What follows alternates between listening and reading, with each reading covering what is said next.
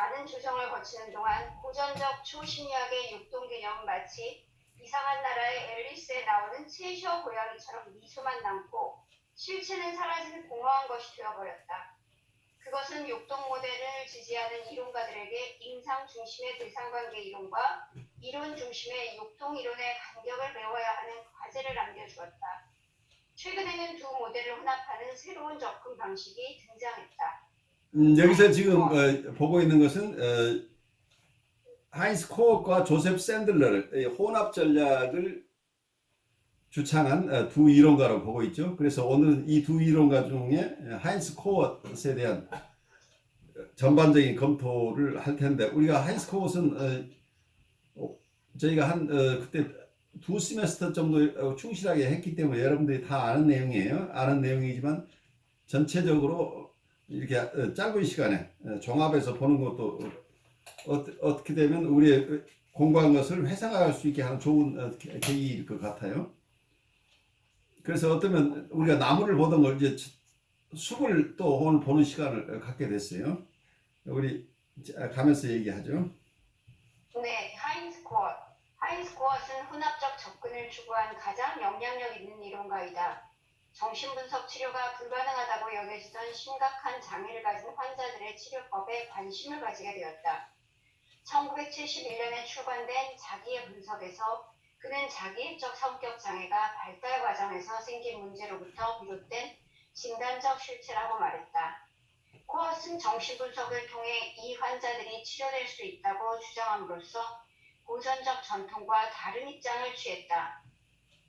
코어는 육동 모델의 틀을 가지고는 자기애적 환자의 행동을 설명할 수 없다고 말했다.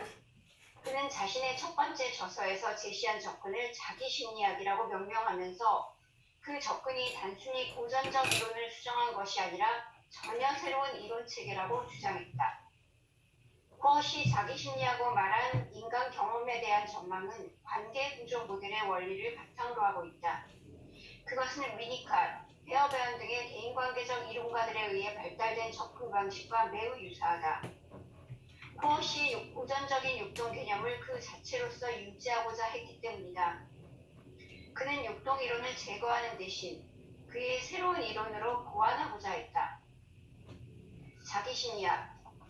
코어의 이론에서 가장 중요한 요소는 주도권의 중심이며 심리적 인상들의 수령자로서의 자기이다.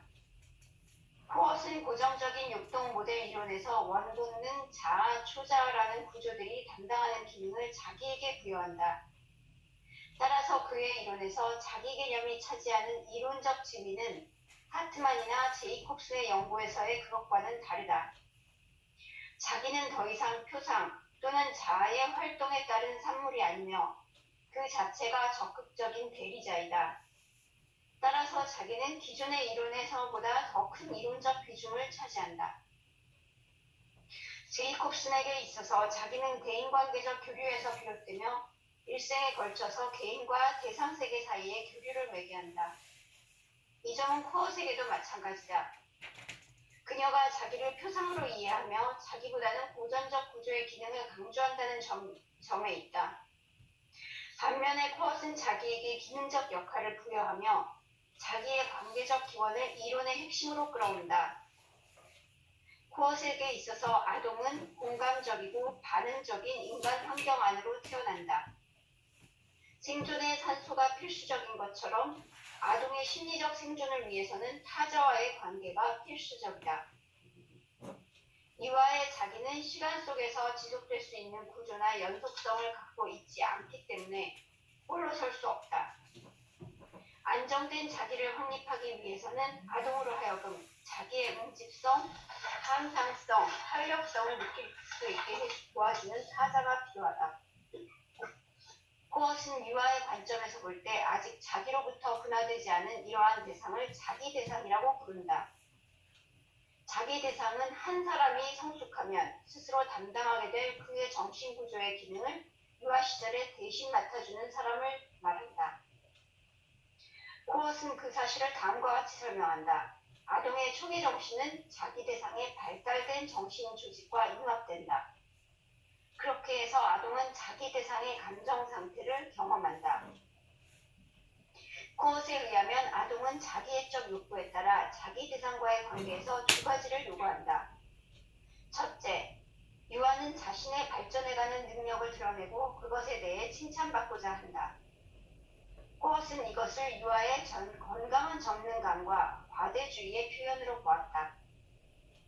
둘째, 유아는 그의 부모 중에 적어도 한 사람을 이상화하고 그 이상화된 자기 대상과의 융합감을 경험하고 싶어한다. 이를 통해서 아동은 과대적이고 과시적인 자기 이미지들을 반영해주는 자기 대상과 만나게 된다. 나는 완벽하다. 그리고 너는 나의 모습에 감탄한다. 또한 아동은 무기력하게 느껴지는 자기 이미지를 이상화된 자기 대상에 융합시킨다. 너는 완벽하다. 그리고 나는 너의 일부이다. 위니캇의 충분히 좋은 어머니처럼 아동의 성장에 따라 자기 대상이 점점 아동의 욕구에 덜 반응해진다면 자기 대상의 관계들은 서서히 내면화된다. 우리는 자기 대상의 관계라는 말이 자기 대상 관계라는 말보다 더 자연스럽게 들린다. 코엇이 변형적 내면화라고 부르는 이 과정은 영속적인 정신구조, 즉 자기를 형성하는 과정이다. 자기는 초기 관계에서 비롯된 과대적 자기와 이상화된 자기 대상이라는 두 개의 극으로 구성된다. 아동의 성격은 과대적이고 자기를 중심으로 조직될 수 있다. 반영해주는 대상인 어머니에 의해 아동의 자기적 과시는 건강한 야심이나 주장으로 변형된다. 아동은 특히 소년에게 있어서 아버지와의 관계를 통해서 건강하고 강력한 이상과 가치를 형성해낸다. 개개인의 성격적 특징은 자기의 구조 안에서 형성되는 이 양극에 따라 결정된다. 이 중에 한쪽 극에서 장애가 있다면 다른 쪽과 극의 적절한 발달을 통해 그 장애를 보충할 수 있다. 그러나 양극 모두의 장애가 있다면 아동의 자기감은 상처를 입게 된다. 아동은 안정된 자기 존중감을 유지할 수 없게 되며 결국 자기애적 병리를 발생한다. 초기 연구에서 코엇은 부모의 주된 역할을 아동에게 자기 대상이 되어줌으로써 그의 자기애적 욕구를 충족시켜준다고 보았다. 그렇게 함으로써 그는 자신의 이론을 리비도 이론의 틀 안에 정착시키려 했다. 부모가 좋은 자기 대상의 역할을 해주지 못할 때 아동은 부모를 자기의 완전성에 공감해주지 않는 공격자로서 경험한다. 그러나 아동이 가끔씩 경미한 공감적 실패를 경험하는 것은 발달에 나쁘지 않다. 가끔씩 경험하는 실패는 변형적 내면화라는 중요한 정신 과정을 촉진시킨다. 코엇은 부모가 지속적으로 아동에게 공감해주는 과제를 감당하지 못할 때 정신병리가 발생한다고 본다. 헤어밴처럼 코엇은 음식이나 학문기적 활동에 관련된 고착, 성에 대한 오이디푸스적 감각 등 육동에 관련된 병리의 밑바닥에는 자기의 장애가 숨겨져 있다고 주장했다. 부모가 강박적인 음식 섭취, 학문기적 활동, 과도한 성욕 등으로 은폐된 자기애적 장애를 가지고 있을 경우 아동은 공감적인 자기 대상을 가질 수 없게 된다. 부모가 아동의 자기에 공감적으로 반응해주지 못한다면 자기 대상을 추구하는 아동의 원래 욕구는 부모의 병리를 닮은 성적 또는 공격적 관심으로 변한다. 코엇은 이러한 이론을 통해 정신구조를 형성하는 것이 육동이 아니라 초기 대상 관계에서 비롯된 경험적 요소라는 사실을 밝혔다. 본래부터 아동은 관계를 추구한다. 그러나 그가 말하는 대상 추구는 페어베언이 말하는 대상 추구와는 다르다. 페어베언의 경우 아동은 관계를 맺기 위해 대상을 추구하지만 코엇의 경우 아동이 자기 대상을 추구하는 것은 자기의 항상성을 유지하기 위해서이다. 아동은 초기 대상 관계를 통해 파괴적이지 않은 자기 주장과 즐길 수 있는 성애를 발달시킨다. 정상적인 발달 과정의 경우 유아적인 성과 자기 주장은 공감적인 자기 주장과의 관계 안에 포함된다. 자기 심리학은 기본적으로 분석가에게 공감적이고 자기 성찰적인 관찰자가 되는 것을 요구한다. 분석 상황에서 분석가는 하나의 심리학적 장이 된다. 위니카처럼 코엇은 자기의 장애를 환경적인 결함에서 비롯된 질병으로 생각했다. 자기 대상은 변형적 내면화를 거쳐 자기 안에서 건강한 구조를 발생시킨다. 자기의 장애는 결함 있는 자기를 떠받치려는 필사적이지만 무의한 시도를 의미한다. 분석 상황에서 자기의 장애를 가진 환자는 반영이나 이상화를 통해 자기 대상 정리를 확립한다. 그것은 환자에게 새롭게 발달할 수 있는 제2의 기회를 제공한다. 코엇은 분석가가 환자와 안정적인 관계를 맺도록 해야 한다고 주장했다. 분석가의 안정적인 관계는 과거에 자기 대상 관계의 실패로 인해 좌절되었던 환자의 발달 과정을 회복시켜준다. 결국 환자는 분석가의 점진적인 공감적 실패로 통해 전이 안에 담긴 자기애적 특징을 극복할 수 있게 된다. 환자는 자신과 분석가 모두를 보다 현실적으로 바라볼 수 있게 되며 동시에 자신을 반영해주는 이상화된 분석가 없이도 자신의 야망과 이상을 형성해낼 수 있게 된다. 훗날 코엇은 자기 대상을 필요로 하지 않을 만큼 성숙한 인간은 없다고 말한다. 1997년 코엇은 자신의 정신분석 치료법이 구조적 신경증 환자들에게 적용된다고 주장함으로써 자신의 견해를 확장했다. 그는 환자의 성격의 변화는 해석을 통해서 발생하지 않는다고 보았다. 그에게 있어서 환자를 변화시키는 것은 환자가 자기 대상인 분석가의 기능을 조금씩 내면화하는 것이다. 육동 이론가들의 생각과는 달리 코엇은 대부분의 치료 효과가 분석가가 직관적이고 공감적으로 환자를 수용해주는 데서 발생한다고 주장한다. 정신분석학에서 해석이 지니는 중요성을 축소시켰다. 그러나 코엇은 환자의 자기 안에 있는 구조적 결함과 부모의 병리적 성격을 밝혀주는 것이 치료의 본질적인 요소가 된다고 생각했다. 그는 해석에 대한 자신의 견해가 두 가지 점에서 전통적인 견해와 다르다고 말한다. 첫째, 고전적 이론에서의 육동에 의해 발생한 구조물을 해석하는 반면 코엇 자신은 주로 초기 단계에서 형성된 정신적인 구조물을 해석한다는 점이다. 둘째, 그가 치료 과정에서 병리의 원인인 외상적 경험을 반드시 찾아낼 필요가 없다고 생각했다는 점이다. 그는 병인적 경험의 어떤 측면들은 심한 불안으로 채워져 있기 때문에 환자가 효과적으로 대처할 수 없다고 보았다. 보상적 구조 이론에서 코엇은 전이된 자기 대상과의 만족스러운 경험을 통해서 초기 발달적 실패를 치료할 수 있다고 주장했다. 그에 따르면 환자가 자신의 어머니가 깊은 정신병리를 가졌으며 그 결과 적절한 반영을 받지 못했다는 사실을 인정하기 두려워할지라도 그가 이상화된 분석가와 만족스러운 관계를 경험하게 되면 환자는 초기 경험에 대한 철저한 해석 없이도 충분히 강한 자기를 형성해낼 수 있다. 고전적 초심리학과 여기서 우리 잠깐 쉬어가면서 지금까지 많은 내용이 담겼는데 여러분들 조금 옛날에 우리 공부했던 거 되살리면서 오늘 떠오르는 몇 가지 나누고 또 좀 가죠.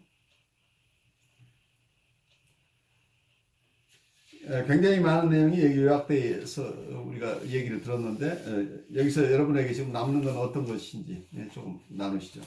코웃의 이론은 자기애적 환자에 대한 얘기죠. 어떤 성격장애 중에 우리가 보통 자기애적 성격장애를 이야기하는데 그 레벨의 환자는 어떤 면에서는 현대정신분석에서 스파틴스가 봤던 환자하고는 다르다는 것을 우선 이해해야 된다고 제가 강조했을 거예요. 현대정신분석에서는 정신분열 환자나 심한 우울증 환자처럼 아주 초기 환자들, 이런 환자들, 심한 프리헤드풀 환자들 중심의 이론이에요. 그래서 정신분열증 환자, 그러니까 사이카틱한 환자들을 볼 수 있는 이론이 현대정신분석이죠. 그런데 이 코웃의 주 관심사는 이런 사이카틱한 환자가 아니죠. 자기애적 성격 장애자라고 하는 건 사이카틱한 환자 레벨은 아닌 사람들 대상이에요. 그래서 뉴라틱한 환자들을 중심으로 하는 게 보통 클래시컬한 정신분석이죠. 신경증적 환자, 그러니까 전이신경증이라고 트랜스퍼런트 뉴로시스가를 중심으로 치료하는 이런 신경증 환자 레벨보다는 레벨하고는 조금 다르죠. 여기서는 자기애적 환자들은 아직은 신경증적 환자까지 가지 못하지만 사이카틱한 환자는 또 아닌 사람들이죠. 그래서 보는 관점이 다를 수도 있겠지만 어쨌든 이 애매한 지점에 있는 많은 환자들, 자기애적인 환자들이 고전적인 정신분석에서는 정신분석적인 치료의 대상이 아니라고 봤던 거죠. 그래서 여기 정신분석적 치료의 대상이 되지 않는다고 하는 것은 고전적인 해석이라는 방법으로 해석의 기법으로 치료가 되지 않는다고 본 거란 얘기예요. 그런데 여기서 잘 보면 사이카틱한 환자를 다루는 현대정신분석에서는 사이카틱한 환자들에게는 해석을 사용하지 않아요. 특별한 경우가 아니면. 여기서 이모셔널 커뮤니케이션 중심으로 이분들을 다루는 거지 해석으로는 이분들을 도울 수 없다는 것은 그걸 전제로 해서 여러 가지 해석이라는 기법으로 치료할 수 없는 많은 환자들, 신체화 환자나 아니면 정신분열증 환자나 심한 우울증 환자 이런 분들을 다른 기법들, 조이닝, 미러잉, 경우에 따라서는 탁소이드 리스판스나 이모셔널 커뮤니케이션 여러 다양한 방법으로 이분들을 돕는 기법, 그래 정신분석 클래식한 정신분석에서는 아주 본질적으로 정신분석을 구성하는 것이 해석이라는 기법이라고 보는데 그 해석으로 도움을 줄 수 없는 경우에 있는 이 많은 사람들을 정신분석적인 기법으로 돕겠다는 거예요. 해석을 사용하지 않지만 해석과의 버금가는 새로운 인터벤션 기법들을 개발했다는 얘기죠. 그런데 코웃의 입장은 이 중간에 입장이에요. 사이카틱한 환자는 코웃 치료 못한다고 그래요. 그 현대정신분석에서 중심으로 보고 있는 사이카틱한 환자들은 코웃의 환자는 아니에요. 그러니까 이런 심한 환자를 볼 때 코웃의 이론 가지고 이분들을 돕겠다고 하는 건 처음부터 맞지 않는 거예요. 코웃의 공감적인 접근법만 가지고는 이런 사이카틱한 환자를 볼 수 없다는 거예요. 왜냐하면 보통 사이카틱한 환자들을 볼 때는 그 공격성을 깊이 이해해야 되는 거예요. 이 어그레션을 충분히 다뤄줘야 되는데 코웃의 이론 속에서는 공감이라는 이런 중요한 툴을 가지고 있지만 이 어그레션을 다루는 부분에 대한 이론이 없어요. 그렇기 때문에 코웃의 이론만 가지고는 사이카틱한 환자를 볼 수 없다. 그렇지만 일정한 부분 사이카틱한 분들은 아니기 때문에 자기애적 환자들은 코웃은 어떤 공감이라는 툴을 가지고 있지만 또 공감을 하면서도 해석적인 툴을 계속 같이 사용하는 거죠. 그래서 치료의 대상을 나중에는 코웃이 욕심을 내서 모든 환자들에게 자기 이론을 적용할 수 있다 이렇게 주장했지만 처음 이분의 주장은 주로 자기애적인 환자를 다루는 그분 자기애적인 환자를 돕는 이론으로 시작이 됐다는 거죠. 그러다가 이걸 나중에 확장해서 자기가 뉴라틱한 환자들도 셀프 사이칼러지로 잘 도울 수 있다고 얘기를 하다가 또 마지막에 가면은 강한 반발이 올 때는 그렇지만 에디퍼스 중심의 클래식한 이론이 내가 틀렸다는 게 아니다. 그분들 이론 굉장히 중요한 부분이니까 그분들의 어떤 이론을 내가 무시하는 게 아니다. 나는 그걸 보충하는 것 뿐이다. 이게 왔다 갔다 했어요. 마지막까지 여러분 우리가 쭉 공부를 했지만 자기가 독립하는 것처럼 얘기를 하다가 또 조금 있으면 아니야 내가 독립하자는 게 아니고 우리 같이 잘 지내려고 그러고 내가 그 중에 그분들이 남겨놓은 어떤 공백을 내가 메우고 있을 뿐이야 이런 입장을 계속해서 오고 갔다는 얘기예요. 그러다 보니까 코어 이론 자체가 계속해서 변화되고 있어. 그리고 어떤 이 장소에서 한 얘기하고 저 장소에서 한 얘기가 다를 수 있고 이래서 혼란스러워요. 혼란스럽긴 하지만 이분이 처음에는 이고 사이칼라지의 범주 내에서 클래식한 이론 그 툴을 가지고 자기 이론을 설명하려고 엄청나게 애를 썼는데 나중에 결국 그래도 이게 다 잘 받아들이지 않고 결국은 이고 사이칼라지 쪽에서 이론이 클래식한 이론의 범주를 벗어났다. 클래식한 정신분석가들 쪽에서는 코우스의 이론이 자기들의 학파가 인정하고 있는 범위를 이미 벗어나고 있다고 봤기 때문에 결국은 어차피 받아들이지 않는 상황에서 독립선언을 할 수밖에 없는 상황까지 갔었다고 보이고, 그렇지만 독립을 하긴 했지만 충분히 독립할 만큼 잘 파운데이션이 갖추어지지 않은 상태에서 엉겹결에 독립이 된 거기 때문에 셀프 사이칼러지가 독립된 어떤 학파로서 계속 발전하는데 또 내재적인 한계가 있겠죠. 그래서 이분의 이론이 굉장히 많은 인사이트를 가져왔지만 아직도 그 안에서 무리하게 두 가지 이론을 혼합하려고 하는, 그러니까 혼합한다는 것 자체가 어느 쪽 이론도 아닌 이상한 상황이 되는, 이제 치밀하게 이 이론을 파고들면 이쪽 이론에서도 맞지 않은 얘기고 저쪽 이론에서 맞지 않은, 이렇게 봉합해 놓은 이론 같은 부분들이 드러나는 거죠. 그래서 아까 중간 영역의 환자 중심으로 이렇게 이론을 세우다 보니까 여기서 자기애적 환자들을 도울 수 있는 아주 중요한 기여를 하셨어요. 중요한 기여를 하셨지만 이 이론을 적정한 어떤 범주 내에서의 이론이 아니라 이게 이제 또 전체로 이게 다 확장돼서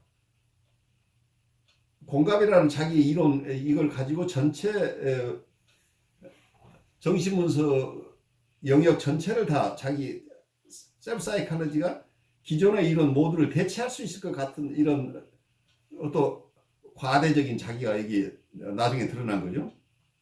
그래 그동안 쌓아온 정신분석의 여러 기법들, 이걸 다 리플레이스할 새로운 이론으로서 자아심리학이 있는 것처럼 이렇게 프레젠테이션 하는데 그렇게까지 발달된 이론은 아니라는 것을 우리가 이해하게 되죠. 그래서 좀 크리티컬하게 이분의 이론을 지금부터 보면 좋겠어요. 여러분 중에 지금 제가 여러분들 기억을 되살리기 위해서 조금 얘기를 나누는데 여러분들 중에서도 나누고 싶은 게 있으면 조금 나누고 가죠.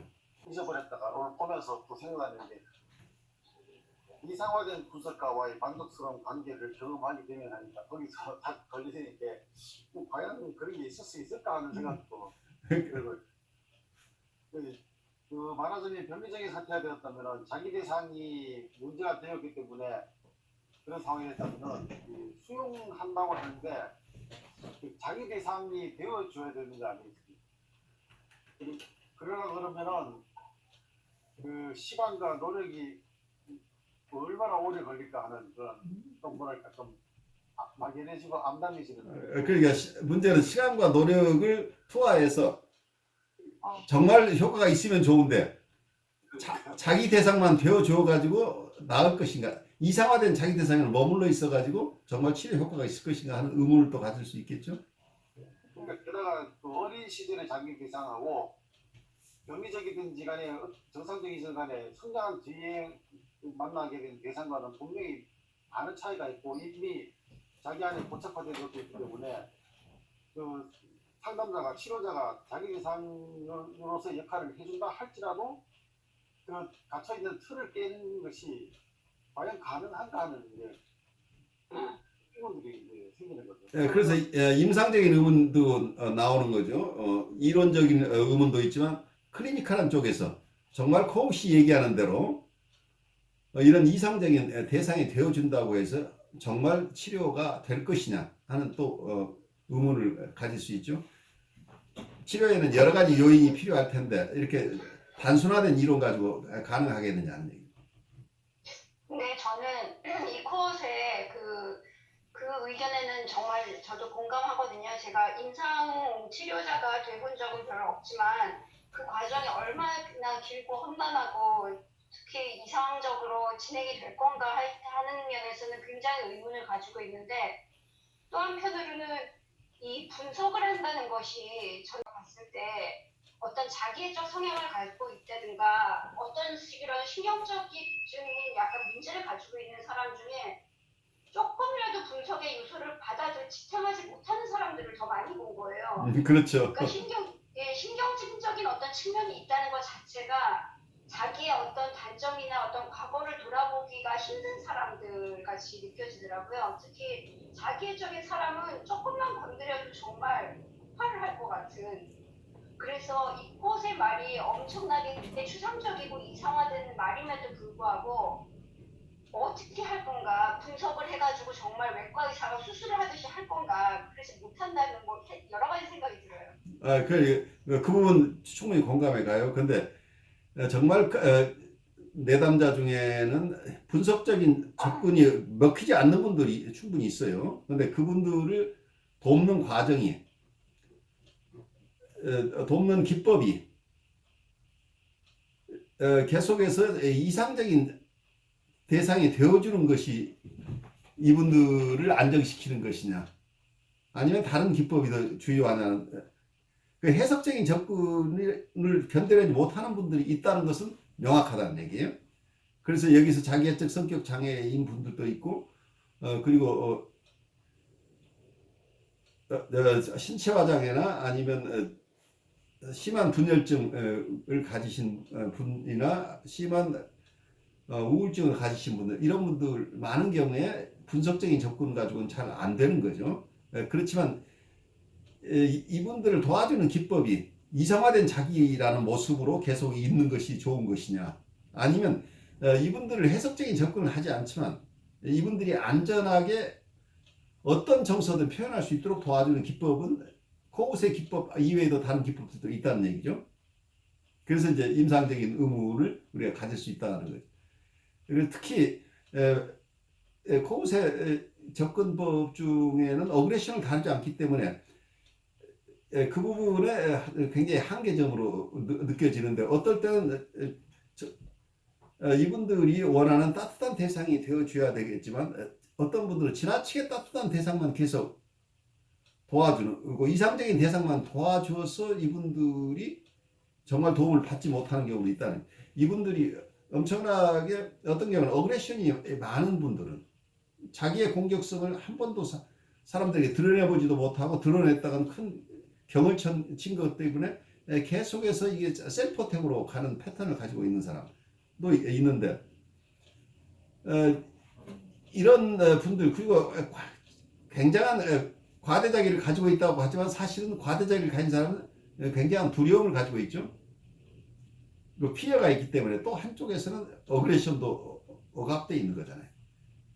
그래서 자기애적 환자들이 자기의 얘기 안 들어주면 엄청난 공격성이 나오는 것도, 이분들은 이미 공격성이 만연되어 있다는 얘기예요. 근데 이 부분을 계속 어느 한쪽에서 공격성을 건드리지 않는 쪽에서 다뤄버린다면 이분들이 치료가 되지 않을 가능성도 굉장히 높다는 얘기죠.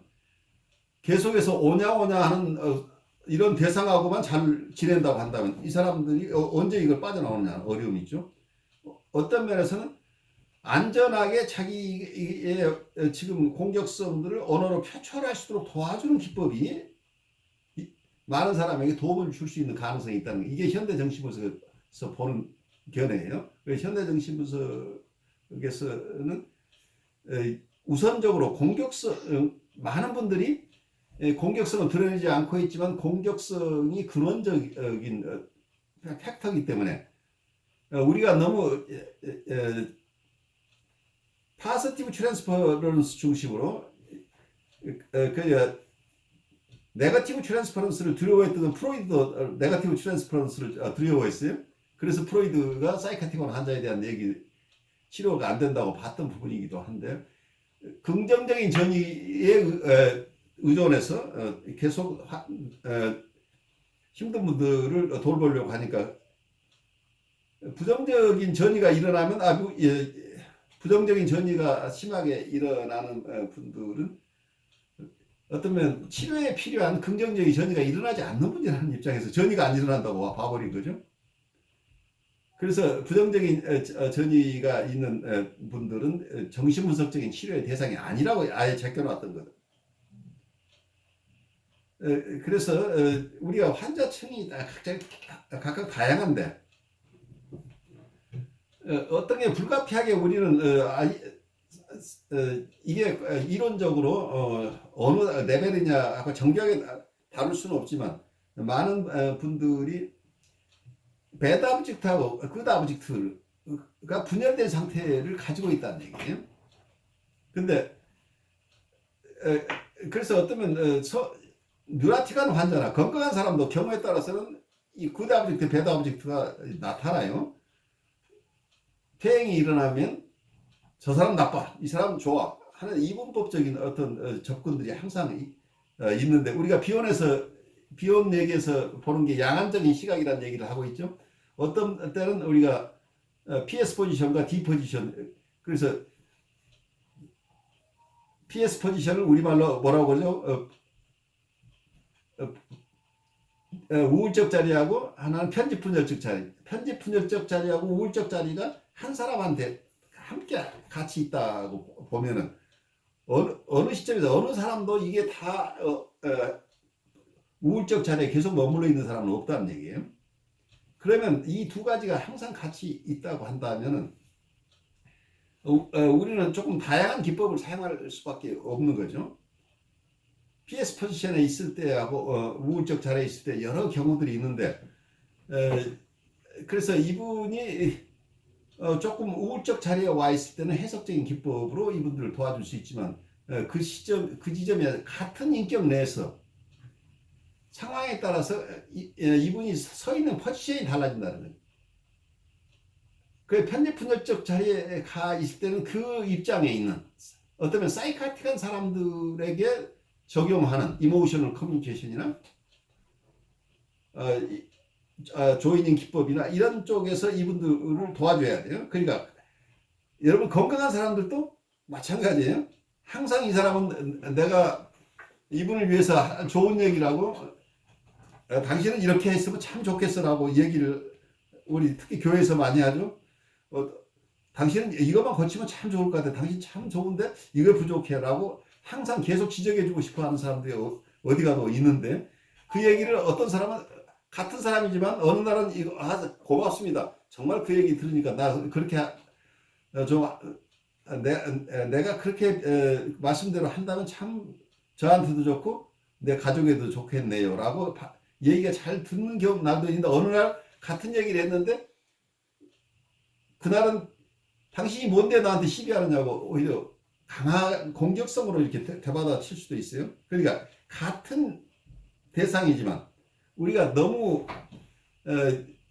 사람들을 범주로 나눠서 판단한다는 게 굉장히 위험하다고 봐요. 이분은 사이카틱한 레벨, 이분은 어쩌면 보더라인 레벨, 이분은 뉴라틱 레벨, 이분은 자기애적 성격 장애, 뭐 이렇게 구별하는 것 자체가 어떤 면에서 내담자 중심의 사고가 아니고 상담자 중심의 사고라는 게 진단이라고 하는 게. 왜 진단이 필요하냐면 상담자가 이 사람을 어떻게 도와줘야 될지를 모르니까 이 사람을 어느 범주로 나누고 싶어 한다는 얘기. 그럼 이런 쪽에 뉴라틱한 분들의 해석이 된다. 또 어떤 면에서 사이카틱한 분들에게는 이모셔널 커뮤니케이션 중심으로 도와줘야 된다. 그리고 코웃이 주로 봤던 자객적 환자의 경우에는 주로 공감을 사용하면 된다. 그러면 일단 우리가 가이드라인이 있는 것 같아서 안심하고 이 사람을 이런 쪽에서 돕고자 하는, 그러면 우리가 아무 요즘 얘기하는 무슨 사건 나면 매뉴얼이 있느냐고 물어보죠. 요새 정부에서도 그렇고 뭐 어느 단체에서도 무슨 예기치 못한 사건이 나면 매뉴얼대로 했느냐, 매뉴얼이 있느냐. 근데 보통 큰 사건은 매뉴얼로 해결 안 되는 거죠. 그 매뉴얼이 없는 세계가 있다는 것을 왜 우리는 매뉴얼을 계속 만드느냐. 재앙이 있을 때 매뉴얼대로 따라가면 될 것 같다고 뭐 희망을 갖는 이유가 정말 아무것도 할 수 없는 이런 헬플리스한 상황보다는 뭔가를 가지고 있다고 한다면 우리가 의지가 된다는 얘기죠. 물론 어느 경우에 따라야 될 매뉴얼들이 필요해요. 그렇지만 정말 위기 상황에서는 이 매뉴얼이 워킹하지 않는다는 것도 또 우리가 같이 이해를 해야 되죠. 그래서 사람들을 우리가 너무 구획지어서 본다고 하는 것이 실제 임상에서는 어렵다는 거예요. 어제 봤던 내담자가 오늘은 전혀 다르다고 하는 거죠. 그래서 비원이 얘기하는 게 매 세션 우리는 새로운 환자를 만난다는 개념으로 봐야 된다고 하는 게 이제 이런 얘기로 저는 임상적으로 이해를 해요. 이분은 이렇게 하면 안전했어. 이분은 이렇게 하니까 잘 됐어. 근데 그 다음에 또 같은 이분의 심리 상태가 변하고 있는 상황에서 내가 과거에 성공했던 기법으로 이분에게 얘기를 했다가 그날은 전혀 오케이하지 않는 경우가 발생할 수 있겠죠. 그래서 우리의 대상은 비원이 얘기하는 O라는 얘기예요. 임상적인 O죠. 이 임상적인 이 실체를 우리가 따라가 주지 않고 우리가 이 임상적인 실체를 우리가 분류해서 우리 방식으로 이분을 돕겠다고 하는 것 자체가 굉장히 무리인 경우죠.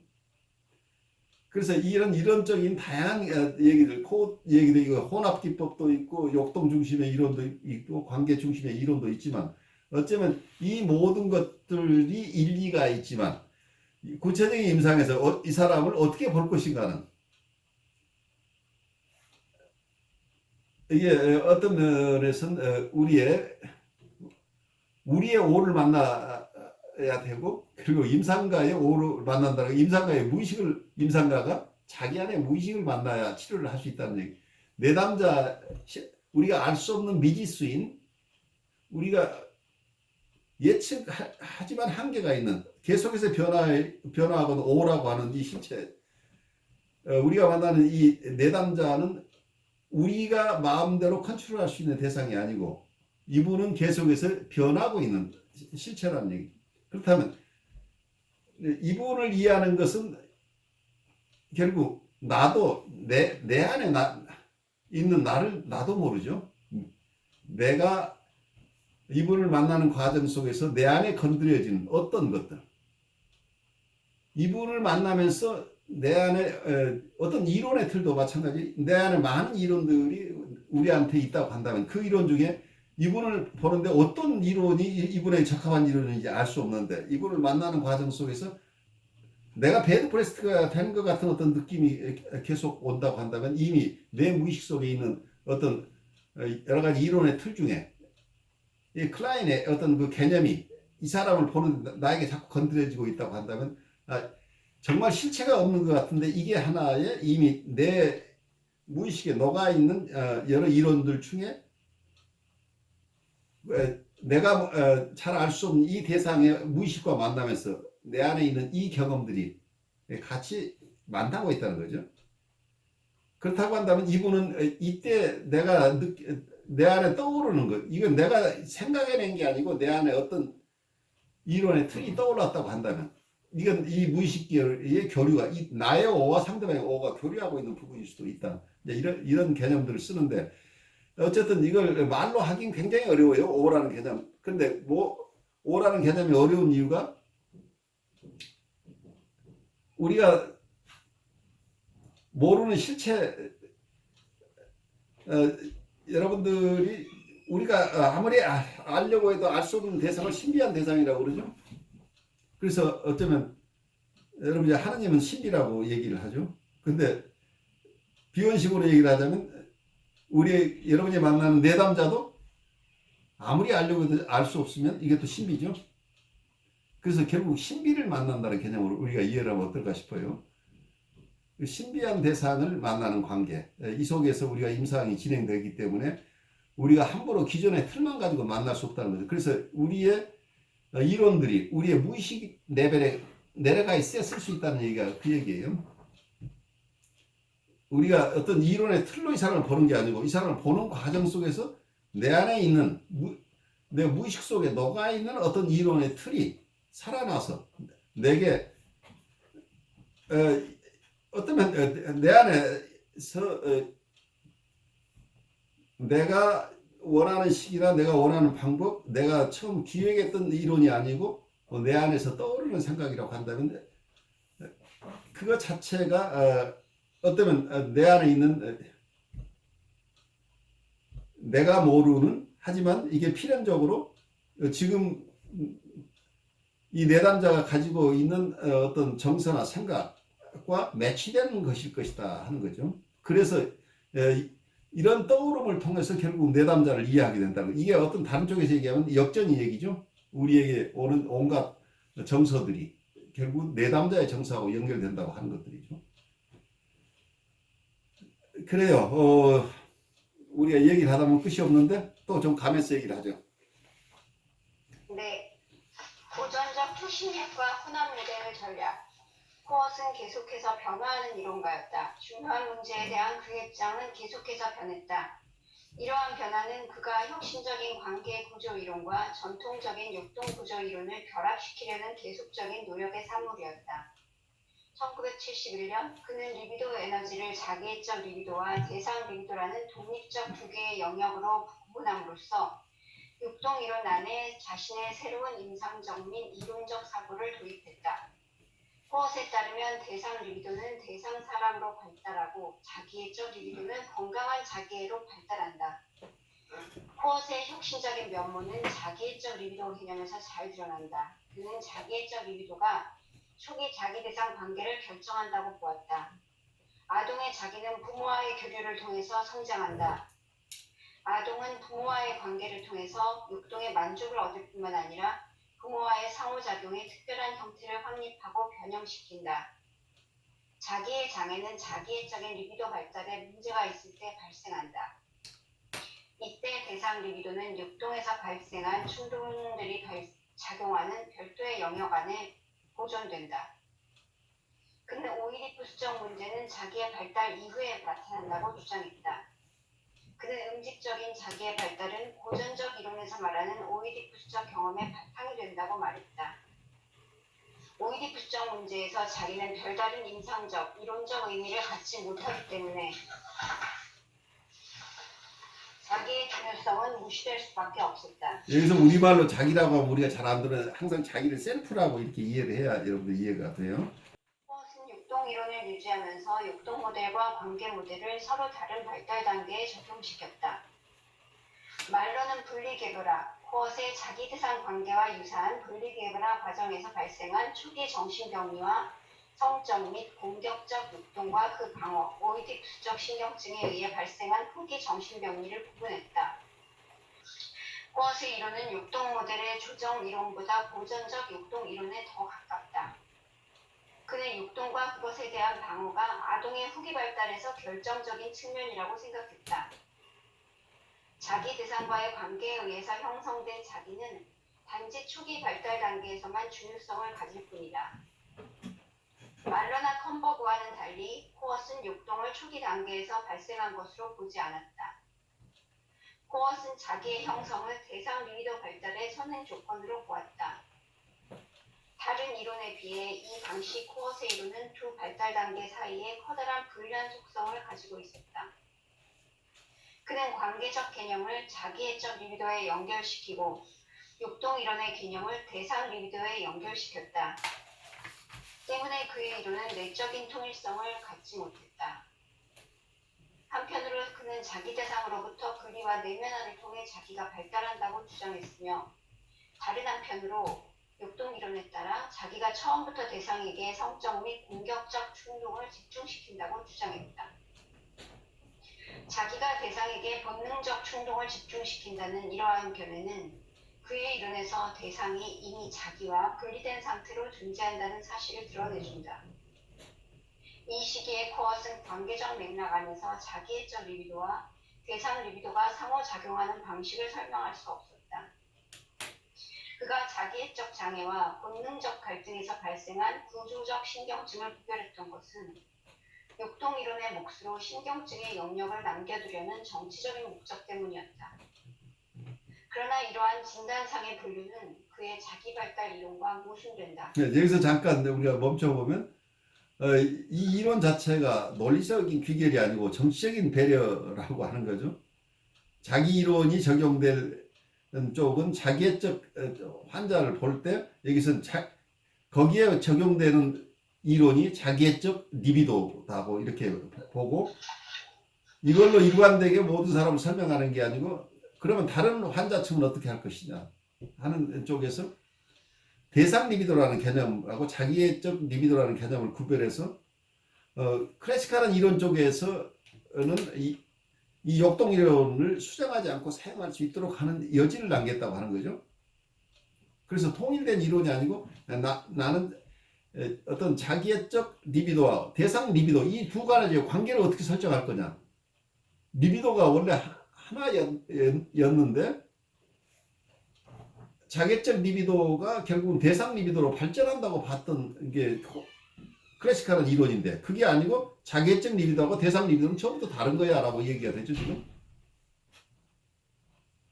그래서 두 개의 리비도가 각각 다른 발달 라인을 가진다. 이제 이런 개념으로 가면 그럼 리비도가 이 두 가지 리비도는 상호 관계는 무엇이냐 하는 것을 설명하는 게 굉장히 어려운 단계다. 그런데 이 이론 자체가 처음부터 어떤 면에서는 자아심리학의 이론 틀 안에서 역동 이론을 건드리지 않으면서 자기 이론을 프레젠테이션하는 과정에서 나온 것일 수도 있다는 그런 설명을 하고 있는 거죠. 1977년에 코엇은 역동 개념을 비판하면서 고전적 초심리학을 대폭 수정했다. 그럼으로써 그는 자신의 이론이 가지고 있는 문제를 해결하려고 했다. 설리반처럼 코엇은 분석 상황에서 분석가에게 참여적 관찰을 요구했다. 그는 과학으로서의 정신분석학을 내성과 공감을 기초로 한 인간 행동에 관한 연구로 정의했다. 프로이트와 하트만의 정의들과 번져 볼 때 정신분석학에 대한 코엇의 정의는 보다 광범위한 것이었다. 그 이유는 코엇의 정의가 순수하게 방법론에 초점을 맞춘 것이기 때문이었다. 이러한 그의 정의는 특정한 이론적 목적에 기여한다. 그는 우선 내성과 공감에 관한 관찰 방법을 확립한 다음에야 무엇에 대하여 성찰하는지 혹은 무엇과 공감하는지를 물어야 한다고 주장한다. 코엇은 우선 분석가가 환자와 경험하는 삶의 사건과 그 의미를 성찰하고 공감할 수 있는 관찰자가 되어야 한다고 믿는다. 이러한 점에서 역동 이론을 맹렬히 공격한다. 그가 이처럼 자기 성찰과 공감을 강조하는 것은 역동으로부터 관계적 문제로 이론의 초점이 바뀐 데에 따른 자연스러운 결과였다. 코엇에 따르면 역동 모델은 항상 자기의 발달이 실패한 때에 발생하는 해체의 산물, 즉 역동을 자른다. 1차적인 심리 구조와 동기는 자기 대상 관계들로 구성된다. 자기는 긴장의 감소나 본능적 표현을 추구하기보다는 관계, 애착, 타자와의 연결 등을 추구한다.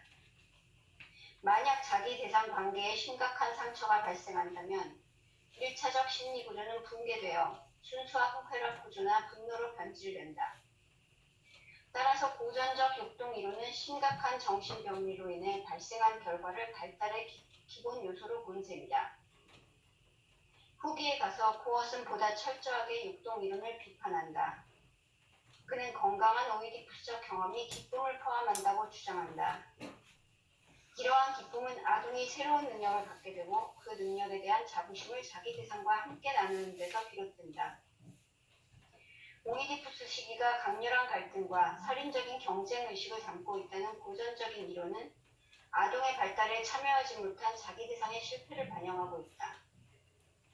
만약 부모가 진정으로 공감적이고 병리적 장애를 갖지 않았다면 아동은 오이디푸스적 경험을 별다른 갈등 없이 즐겁게 받아들였을 것이다. 그러므로 오이디푸스적 위기는 대인관계의 실패 또는 자기 대상들의 실패를 나타낸다. 코엇은 대가족이 붕괴되고 사회와 문화가 프로이트 시대와는 전혀 다른 오늘날에는 오이디푸스 시기 전에 발생한 자기의 장애가 주된 병리로 나타나고 있다고 주장한다. 초기에 잘못된 자기 대상의 관계에서 비롯된 현대의 자기의 문제는 자기애적 성격 장애로 나타난다. 그는 구조적 신경증과 자기애적 성격 장애라는 용어를 오이디푸스적 자기와 병리와 오이디푸스적 자기의 병리라는 말로 대치했다. 여기서는 오이디푸스적 자기의 병리와 전 오이디푸스적 자기의 병리. 그러니까 에더펄과 프리 에더펄로 구별했다는 얘기죠. 어쨌거나 코엇은 이 두 병리가 관계 경험에서 비롯된 것으로 보았다. 이러한 사고의 전환은 코엇의 자기심리학이 육동이론의 수정관이 아니라 육동이론의 대안임을 분명하게 보여준다. 광의의 자기심리학은 넓은 범위의 발달적 현상을 설명해준다. 발달의 각 단계의 이론과는 달리 광의의 자기심리학은 사람이 되어가는 전체 과정을 다룬다. 이러한 관점에서 볼 때 사람이 겪는 리비도적 갈등의 본질적인 의미는 육동 요구 측면에서가 아니라 자기 대상과의 관계를 통해서 발달하는 자기의 측면에서 가장 잘 설명된다. 육동에 의해 추동된 행동은 이미 약해진 자기의 방어적인 반응이거나 상처 입은 자기를 회복하려는 시도이다. 육동은 1차적이고 선천적인 동기적인 힘이라기보다는 숨겨진 정신병리에 불과하다. 부업과 비슷한 용어를 사용했던 페어베어는 초기 관계의 실패에 의해서 조절되지 않은 성적 및 공격적 충동이 발생한다고 주장했다. 그러나 육동 모델에 대한 컷의 충성심, 이론에 대한 것이 아니라면 제도에 대한 충성심은 그러하여금 다시 육동의 중요성을 강조하게 만들었다. 그는 기존의 육동 모델의 인간관을 죄책감을 지닌 인간이라고 불렀고 자기 심리학의 인간관은 비극적 인간이라고 불렀다. 육동 이론이 보는 인간은 억압된 육동과 거세 불안을 가진 존재인 반면 자기 심리학이 보는 인간은 파편화된 자기와 멸절에 대한 공포를 가진 존재이다. 코엇은 관계 구조 이론과 육동 구조 이론을 통합하기 위해 보완성의 원리를 사용했지만 그의 이러한 전략은 더 큰 문제를 낳았다. 그가 통합하고자 하는 두 차원은 서로 보완적이라기보다는 상호 배타적인 관계이기 때문이었다. 두 번째 져서 자기의 회복에서 그는 육동이 건강한 자기애적 욕구가 좌절된 결과로 발생한 해체의 산물이라고 주장했다. 코엇은 관계적 요소를 1차적인 것으로 보고 육동에서 파생된 충동을 2차적인 붕괴의 산물로 보았는데 이러한 그의 이론은 충동이 관계를 구성하는 기본 요소라고 보는 육동 이론에 의해 보완될 수 없다. 코엇은 두 모델 중 하나를 선택해야 하는 필요성을 감추기 위해 보완의 개념을 사용했을 뿐이라고 여겨진다. 코엇의 보완성의 원리는 조화될 수 있고 상호 풍부하게 하는 두 개의 관점들의 통합이라기보다는 새로운 틀과 개념적으로 조화될 수 없는 낡은 틀의 통합으로 보여진다. 코엇은 가능한 한 육동 구조 모델과 이론적 연속성을 유지하려고 했다. 이러한 그의 숨겨진 의도는 그의 혼합 모델 곳곳에서 드러난다. 그는 고전적 정신분석학이 인간을 불안정하게 길들여진 육동의 뭉치로 이해한다고 비난했다. 그리고 자신은 그와는 다른 차원에서 인간의 경험을 바라본다고 주장했다. 그럼에도 불구하고 그는 이렇게 말한다. 자기 심리학은 인간에 대한 고전적 견해의 타당성을 부인하지 않는다. 코엇은 프로이트가 자기애적 장애를 가졌기 때문에 자기 발달에 관련된 문제들에 관심을 갖지 못했다고 추론한다. 더 나아가 코엇은 기성세대의 분석가들은 자기의 장애를 무시한 분석 훈련을 받았으며 그것이 분석되지 않은 프로이트 이상화를 가져왔다고 주장한다.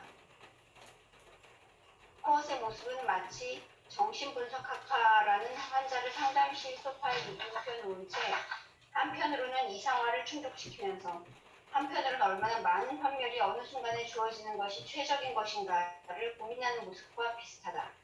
여기서 아주 한마디로 코웃의 딜레마를 얘기하고 있죠. 자기 심리학은 인간에 대한 고전적 견해 타당성을 부인하지 않는다.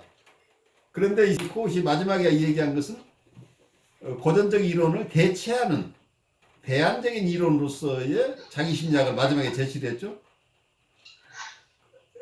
그러니까 여기에서 본인 나름대로 이 엄청난 혼선을 겪고 있는 거죠. 자기 이론을 완벽하게 주장한다면은 고전적 견해에는 타당하지 않다고 해야 자기의 대안적 이론이 설 자리가 있는 거잖아요. 그런데 고전적 이론을 대체하는 이론을 만들어 놓고 고전적 이론의 타당성을 부인하지 않는다 하는 얘기가 양립할 수 없는 것을 양립할 수 있는 것처럼 지금 어떤 면에 호도하고 있는 거죠.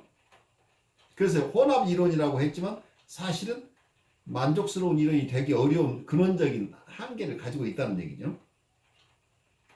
겉으로 보면 그게 만족스러운 이론을 새로 만들어낸 것 같은데 근원적으로 서로 보완할 수 없는 것을 보완하는 이론인 것처럼 두 개를 합치면은 정말 좋은 게 나오는 것처럼 이렇게 만들었는데 깊이 들여다보면 상충되는 것을 같이 놓았기 때문에 어느 쪽 이론도 아닌 결과가 됐다. 이제 이런 얘기를 할 수 있겠죠. 그 다음에 가봐서 보죠.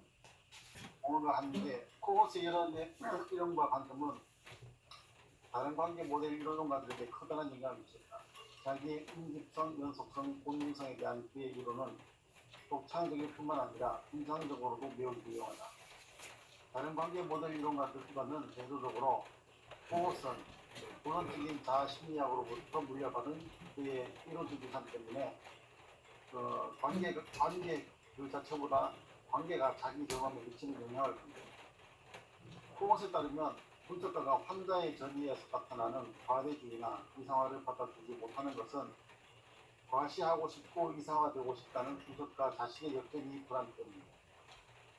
코어스 인간의 자기는 과대주의나 이상화라는 핵을 중심으로 발전하기 때문에 우리 모두는 자기의 적인 문제를 실험할 수밖에 없다고 말합니다. 그래서 여기에서 얘기를 들어보면 누구나가 자기애적 문제를 가지고 있고 우리는 누구나 과대주의와 이상화라는 것을 기본으로 누구나가 가져야만 인간이 발달하는 것처럼 극단적인 얘기를 하고 있죠. 아이는 모두가 과대주의와 이상화를 가지고 이러면서 자기가 발달한다. 근데 이걸 받아들이지 못하는 자기 대상의 문제 때문이다. 그래서 모든 결함은 어디에 있어요?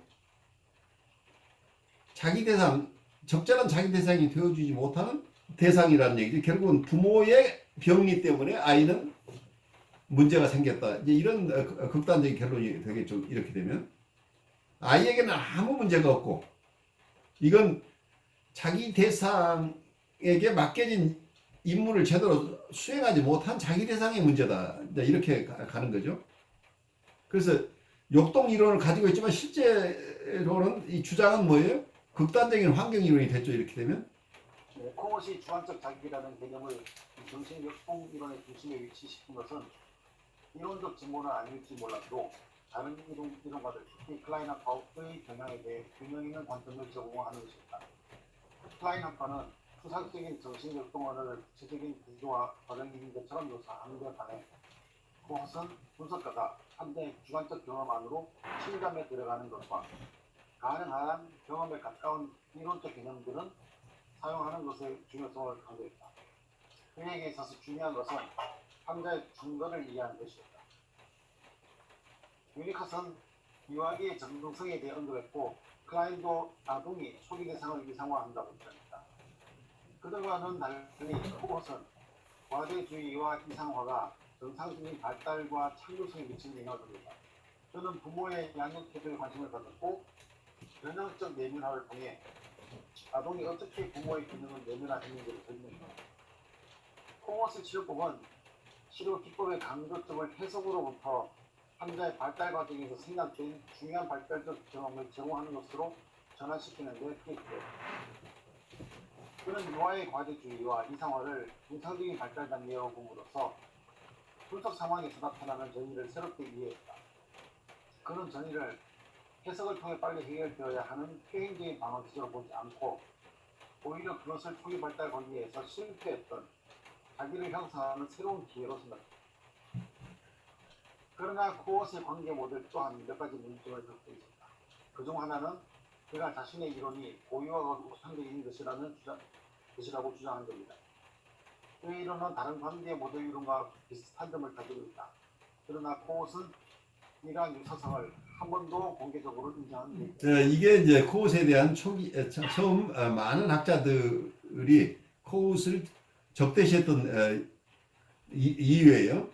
다른 관계 모델 이론가들이 오랫동안 주장해온 것들 여기저기 모아서 자기 이론을 세웠는데 나는 이런 이론들을 누구에게서 일정 부분 빚지고 있다고 하는 이런 얘기를 전혀 밝히지 않고 이건 독창적인 이론이라고 우겨버렸다는 얘기예요.